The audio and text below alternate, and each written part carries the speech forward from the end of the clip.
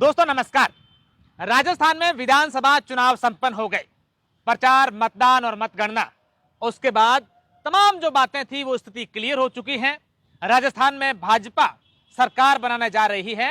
115 सीटें भाजपा ने हासिल की है, वहीं कांग्रेस ने 69 और अन्य 15 सीटें जीती है। अब हम इस वीडियो के माध्यम से इस बात को लेकर विश्लेषण करेंगे कि आखिर राजस्थान में क्या हुआ। राजस्थान में राज बदला है, रिवाज नहीं। पिछले लंबे समय से राजस्थान में यही चलता आ रहा है और राजस्थान में इस बार कांग्रेस के नेता कई बातों पर ये दावे कर रहे थे, इस बात को लेकर आश्वस्त थे कि इस बार रिवाज बदलेगा, राज नहीं।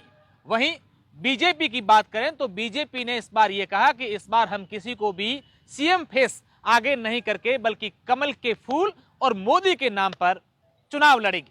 अब राजस्थान में इस चुनावी फैक्टर में पूरी की पूरी हम लोग बात करेंगे कि कहां से क्या हुआ है और भाजपा की सरकार बनी है तो कैसे बनी है, क्या मुद्दे जो सीधे सीधे जनता को टच कर गए।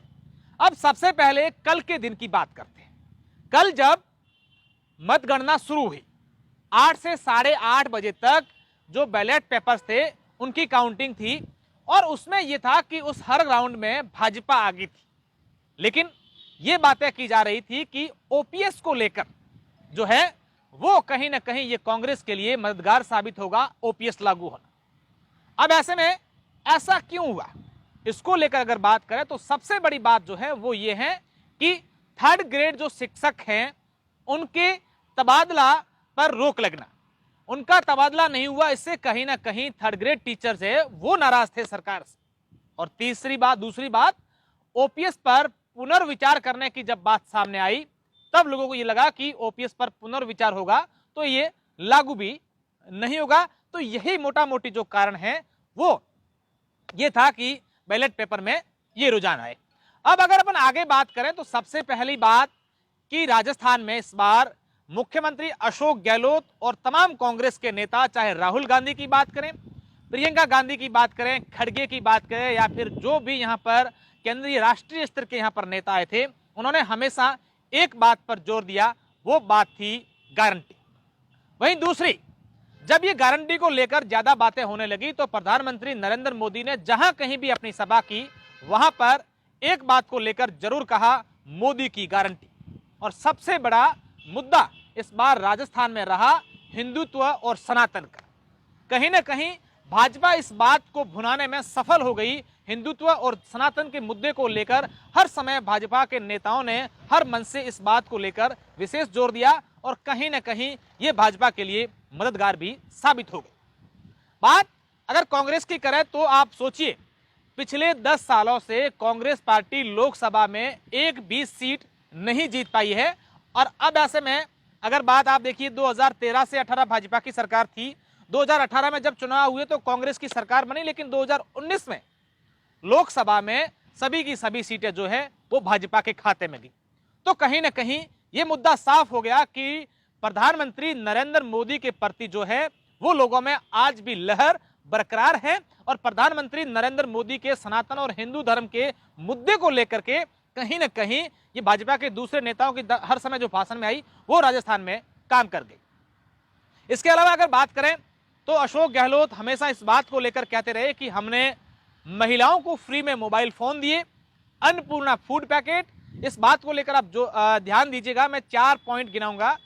मोबाइल वितरण योजना, अन्नपूर्णा फूड पैकेट, मुफ्त में बिजली, और अगर एक और बात की बात करें तो तमाम जो गारंटी वाली योजनाएं थी, मुफ्त में बिजली के 100 यूनिट फ्री मिल जाएंगे, ये जो 3 मोटा मोटी बातें थी, और गैस सिलेंडर में जो है वो 500 रुपए मिलेंगे, कम हो जाएंगे।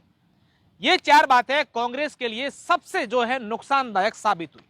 कारण उसका एक, मोबाइल फ्री में तो दिए गए लेकिन उसमें भी कैटेगरी, और कैटेगरी में भी जो वितरण करने की प्रणाली थी वो इतनी थी कि प्रदेश की सारी महिलाएं, चाहे उसने मोबाइल फोन ले लिया हो, ये जरूर कहा कि इतना परेशान करके ये लास्ट में इतना सा मोबाइल दिया, इसमें क्या कर दिया।